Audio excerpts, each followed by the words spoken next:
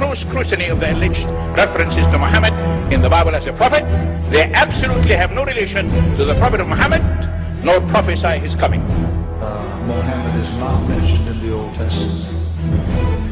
Muhammad is not mentioned anywhere from Genesis to Revelation. Muhammad is God's true messenger. That's a joke.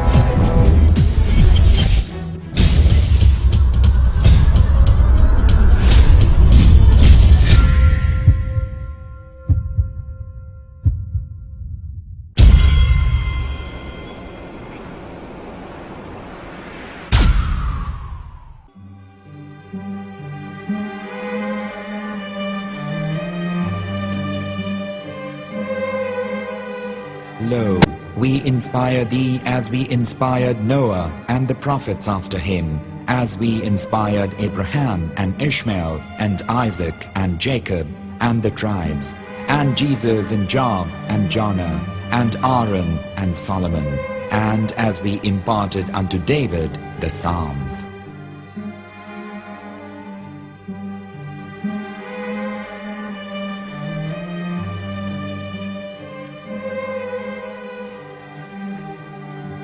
The verse we've just heard is from chapter 4 of the Quran. In the verse, God is affirming to humanity that Muhammad is indeed the recipient of a divine guidance, just as Noah, Abraham, and the rest of the prophets. However, some Christians and Jews today don't believe that Muhammad was a prophet and the covenant that God made with Abraham. And since the Quran is not their book of authority, in this video I'm going to show you that the book you're holding in your hands contains the name off the seal of prophethood, the Prophet Muhammad.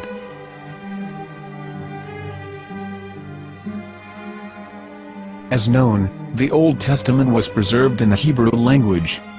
In the 5th chapter of the Shir HaShirim, which is one of the 5 Megillat or sacred scrolls that are part of the Hebrew Bible, or for short the Song of Solomon, as Christians know it today. That chapter is discussing someone.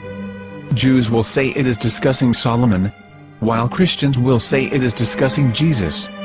Considering this is the Songs of Solomon, it would seem logical that it is discussing Solomon.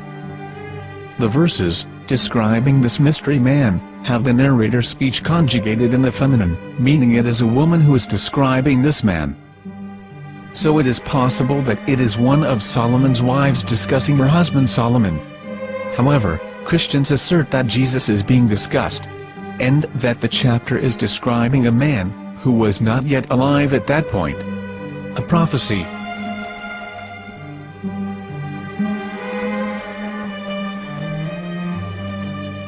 In reading the English translation of Song of Songs 5:16, it finishes the description by saying, "He is altogether lovely," but what most people don't know is that the name of that man was given in the original Megillat. Here is verse 16, and how it is written in ancient Hebrew, before introducing the vowels, in the 8th century. From the Hebrew Bible, on scripturetext.com. Here is the word in question. This word is made of 4 letters. Mem, Het, Mem, Dalet. Now when reading the word as it is written in its original form, with no vowels, it can be read as Muhammad, which is the name of the Muslim prophet, or as Mamad with no A after the H. According to Ben Yehuda's Hebrew English Dictionary, it is correctly pronounced as Muhammad, not Mamad. So how we're going to know for sure if it's pronounced as Muhammad, the Muslim prophet, or as Mamad, a random Hebrew word? The only way is to give the verse to a rabbi, and say to him, "Please read." Here is the Song of Songs 5:16, and how it is read by a rabbi from a Hebrew Jewish site. Please notice, the im in Hebrew is a plural of respect. Hiko mamtakim vechullo mahamadim ze dodi vezer'i benot Yerushalayim. Hiko mamtakim וכולו מחמד, מחמד, מחמד, מחמד, מחמד, מחמדים. זה דודי וזה רעי בנות ירושלים.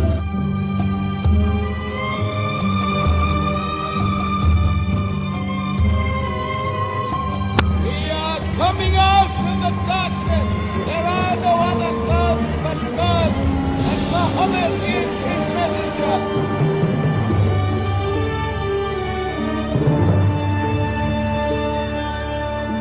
Let the world hear.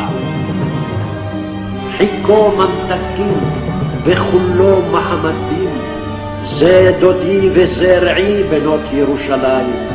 חיכו ממתקים וכולו מחמד, מחמד, מחמד, מחמד, מחמד, מחמדים, זה דודי וזה רעי בנות ירושלים.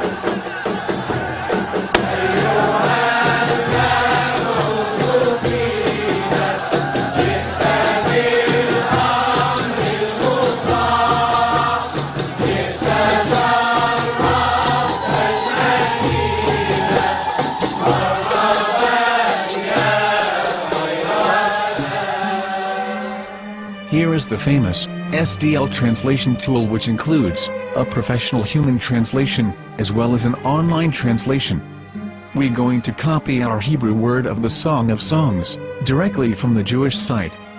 It's the same site, where you can hear the rabbi reading the verse in Hebrew. All links are in the description, so, we're going to copy the word and paste it, and ask, please translate.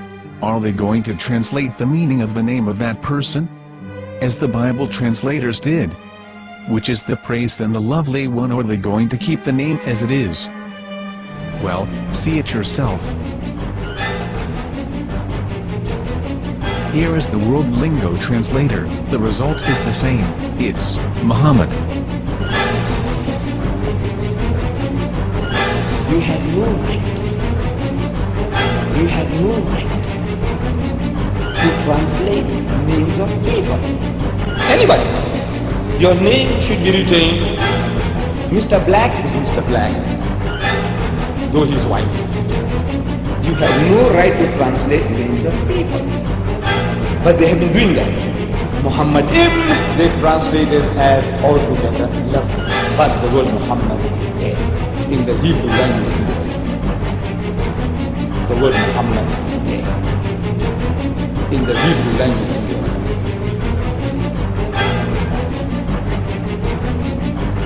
I will tell you a story from my own personal experience. Years ago, I used to spend every Sunday afternoon in a place called Speaker's Corner. And in my years down there, I got to know a Jewish rabbi. He was a very nice man. He used to listen to me, and he was always very polite and talked about Islam in a very nice way. And one day during one of our conversations after some years, I thought that it was about time I should invite him to Islam. So I said to him, you know, my friend, we have been talking now for many years, and even you have admitted to me that Muhammad is a prophet. So why then do you not embrace Islam? He said to me, we Jews, we never change our religion. I said, but half of the rabbis of Medina became Muslim. He said, that is true, but still, we Jews never change our religion. I thought, what can I say to him? He looked at me and said, listen to me, my friend. God sent to us a prophet Moses, and we didn't even listen to him. Do you think we're going to listen to another prophet after him? From another tribe? From another people? When he said that, I had nothing left to say. He knew that Muhammad was a prophet. In fact, another rabbi also came up to me and he said to me, we know Muhammad is a prophet, and he quoted to me a passage from the Bible